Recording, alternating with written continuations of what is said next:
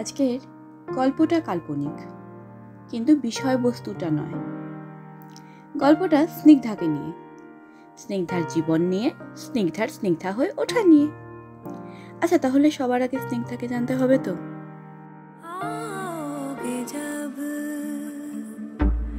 आओगे जब तुम साजना, अंगना फूल खिलेंगे, बरसेगा सावन झूम झूम के, दो दिल ऐसे मिलेंगे। স্নিগ্ধা যতক্ষণ রিভার্স করছে, আমরা ওর সম্বন্ধে বরং একটু জেনে নিই। স্নিগ্ধা বছর 16-র একটা মেয়ে, যদিও যথেষ্টই সাধারণ, তবে তার মধ্যে থেকে ওর গানের গলা ওকে খানিক অসাধারণ করে তুলেছে। স্নিগ্ধা খুব একটা দুরন্ত না, আবার সাতচরে রা কাটে না তেমনও নয়। মেলামেশার গণ্ডি ওর বড়ই ছোট। গান, কল্পনার পৃথিবী আর নিজেকে নিয়ে থাকতে ভালোবাসে ও। আর একটা জিনিস স্নিগ্ধার খুব প্রিয়, বাড়ির পেছনের ফুল বাগানটা। ওর মায়ের যত্নে সেখানে হাজারো ফুলের মেলা, গোলাপ, গাঁদা, জুঁই, রজনীগন্ধা, আরো কত কি, কিছু বাহারি রং বেরঙের ফুল গাছও আছে। এত ফুল, এত সুগন্ধ, প্রজাপতি, ফড়িং, পাখিদের কিচকিচ সবের মধ্যে স্নিগ্ধা বসে বসেই হারিয়ে যায় কোনো এক অজানা পৃথিবীতে, যে অজানা পৃথিবীর রাজকুমারী স্নিগ্ধা। আরো খানিক ছোটবেলায় স্নিগ্ধা একবার স্বপ্ন দেখেছিল, ওদের ওই বাগানের দোলনায় ও বসে আছে, আর মাথায় একটা গোলাপের মুকুট। তবে থেকেই গোলাপ গাছগুলোর দিকে নজর ওর। বেশ অনেকটা জায়গা নিয়ে অনেকগুলো গোলাপ গাছ আছে ওদের বাগানে। তার মধ্যে যে গাছটা একেবারে মাঝখানে আছে, তার ফুলগুলো বড্ড সুন্দর। মা তো বলেছে ওটা নাকি কোনো এক বিশেষ জাতের গাছ। তো অত শত স্নিগ্ধার মনে ঢোকে কোথায়? ওর ওই গাছের ফুলটাই চাই। বাবা মা অন্য ফুল তুলে এনে দিলেও ও শোনে না। তাই একদিন মালি ডেকে এনে ওই গাছের ফুলটা তোলার ব্যবস্থা করা হলো। কিন্তু মেয়ে তো তাতেও খুশি নয়। স্নিগ্ধা নিজে হাতে ফুল তুলবে এমনটাই ও চায়। কিন্তু গোলাপ গাছের কাঁটার আঁচড় যে মারাত্মক। গাছটার নিজের এত মোটা মোটা কাঁটা, তার মধ্যে আবার রাজাকে ঘিরে আছে একাধিক সশস্ত্র সৈন্য। বহুবার গিয়ে আহতও হয়েছে স্নিগ্ধা। বছর পেরিয়েছে, স্নিগ্ধা চেষ্টা ছাড়েনি। বারবার গাছটার কাছে পৌঁছতে চেয়েছে, কিন্তু কোনোবারই পৌঁছতে পারেনি।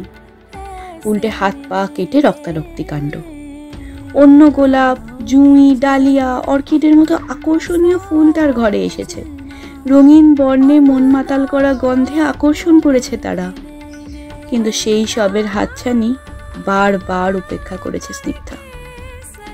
ছেলেবেলায় এমন ছেলে মানুষই মানা যায়, কিন্তু বয়স বাড়ার সাথে সাথে এই একটা বিষয় স্নিগ্ধা বড় হতে পারে না। এখন আর কেউ স্নিগ্ধাকে সহানুভূতি দেখায় না। বন্ধুরা হাসে, বাবা মা রেগে যায়। স্নিগ্ধা বড় একা হয়ে যায়। সব থেকেও স্নিগ্ধার কাছে যেন কি একটা নেই। ঘর থেকে, ছাদ থেকে, এমনকি বাগানে গেলেও শুধুমাত্র তাকিয়ে থাকে ওই গাছটার দিকেই এক মনে। গাছটার কাছে না যেতে পারার কষ্টটা ওকে দিন দিন চেপে ধরে। প্রজাপতিগুলো যারা নির্দ্বিধায় ওই ফুলগুলোর কাছে যাতায়াত করে, অনায়াসে মধু খায়, তাদের দেখে আগে হিংসে হতো, চোখ ফেটে জল আসতো, ভীষণ কষ্ট হতো। কিন্তু প্রতিদিন একই দৃশ্য দেখতে দেখতে এখন কষ্টটাও আর কষ্ট দেয় না ওকে। ও প্রজাপতিগুলোকে খুব ভাগ্যবান মনে করে, কেমন একটা দুর্লভ জিনিস সুলভ ওদের কাছে। দিন পেরোতে পেরোতে পড়াশোনার গণ্ডি পেরিয়ে গেছে স্নিগ্ধা। গানের জগতে বেশ কিছু বছর হলো প্রবেশ করেছে। এদিক ওদিক সোশ্যাল মিডিয়াতে বেশ প্রশংসা পায় স্নিগ্ধা আজকাল। সেই সূত্রেই ওর কোনো এক ভক্ত একগুচ্ছ সূর্যমুখী উপহার পাঠায় ওকে। ওর মা ওর ঘরেই জানলার পাশে ফ্লাওয়ার ভাসে জল দিয়ে রেখে দেয় ফুলগুলোকে। রাত্রিবেলা ঘরে ঢুকে আর সেদিকে তাকায় না স্নিগ্ধা। সকালে দুটো চড়াই পাখির ডাকে ঘুম ভাঙে।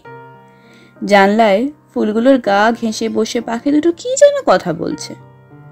স্নিগ্ধা উঠে গিয়ে জানলার সামনে বসে। এই প্রথম স্নিগ্ধা ঘুম থেকে উঠে ওই গোলাপ গাছটার দিকে তাকাতে ভুলে গেল।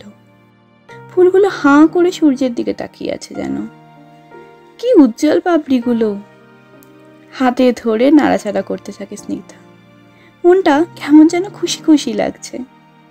সারাদিনের পর বাড়ি ফিরে ওই ফুলগুলোর দিকে চোখ যায় স্নিগ্ধার।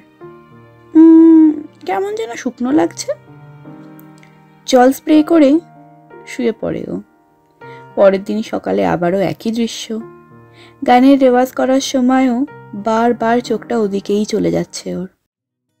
ফুলগুলোর উজ্জ্বলতায় মনটা কি করে যে এত ফুরফুরে হয়ে যাচ্ছে কে জানে। তবে ন্যাচারাল ফুল ন্যাচারালি একদিন শুকিয়ে গেল। এই 4-5টা দিনে তো স্নিগ্ধার অভ্যেস হয়ে গেছিল ওরা। এবার মাকে বলে বেশ কটা সূর্যমুখীর চারা এনে বাগানে বসায় স্নিগ্ধা। বাগানে ঢুকতেই গোলাপ গাছটার দিকে চোখ গেল বটে, কিন্তু কাছে যেতে আর ইচ্ছে করলো না। গেলে সেই তো কাঁটার ঘা। স্নিগ্ধার মন যেন নীরবে ওকে বলল, আর কষ্ট নয়, এবার আমরা ভালো থাকবো। এই প্রথম প্রজাপতিগুলোকে দেখে এতটুকু মন বিষাদ হলো না ওর। সূর্যমুখীর চারা বসলো, গাছ বড় হলো, ফুলও ফুটলো। স্নিগ্ধা জীবনে আরো কিছু বছর এগিয়ে গেল। মায়ের এত যত্নে গড়ে তোলা বাগান ফেলে রেখে মাও চলে গেলেন। বাগানের এখন আর তেমন যত্ন নেওয়া হয় না। সূর্যমুখী গাছগুলোকে স্নিগ্ধা নিজে দেখাশোনা করলেও বাকি বাগানটা মালিই দেখে। যত্নের অভাবে বেশ কিছু গাছ শুকিয়ে গেছে, যেমন গোলাপ রাজ্যে রাজা ছাড়া এখন আর কেউ নেই। এখন স্নিগ্ধা চাইলেই পারে সোজা গিয়ে ওর সেই বহু আকাঙ্ক্ষিত ফুলটা তুলে নিতে। আজ আর কোনো বাধা নেই। আজ যেন গাছটা নিজেই সব দম্ভ ভেঙে মাথা ঝুঁকিয়েছে স্নিগ্ধার সামনে। স্নিগ্ধা এখন আর চায় না। সূর্যমুখীদের কাছে যাওয়ার সময় ও দেখে দূর থেকে, মিষ্টি হাসে, মনে মনে বাহ, গোলাপটা কি সুন্দর দেখতে হয়েছে বলে চলে যায়। এখন ওর যত কথা, যত বক বক, যত যত্ন সব সূর্যমুখীদের প্রাপ্য, আর গোলাপের নয়। গোলাপ গাছটাকে দেখে রাগ হয় না স্নিগ্ধার, শুধু আর কাছে যেতে মন চায় না, আর অতটা আকর্ষণ করে না ওকে সেই গাছটা। একদিন এত কাঁটার ঘায়ে ছিন্ন ভিন্ন হয়েছিল যে তার দাগ এখনো থেকে গেছে স্নিগ্ধার গায়ে। বাড়িতেও গোলাপের তোড়াগুলো ঢুকলে অন্য ঘরে সাজিয়ে রাখে স্নিগ্ধা। ওর ঘরে সবসময় একটা সূর্যমুখী থাকে, ওই জানলাটার পাশে। স্নিগ্ধার গল্পটা এখানেই ফুরলো। তবে আমি একটা কথা বলে রাখি, this story is absolutely not about just roses and sunflowers. Yes, you know what I mean.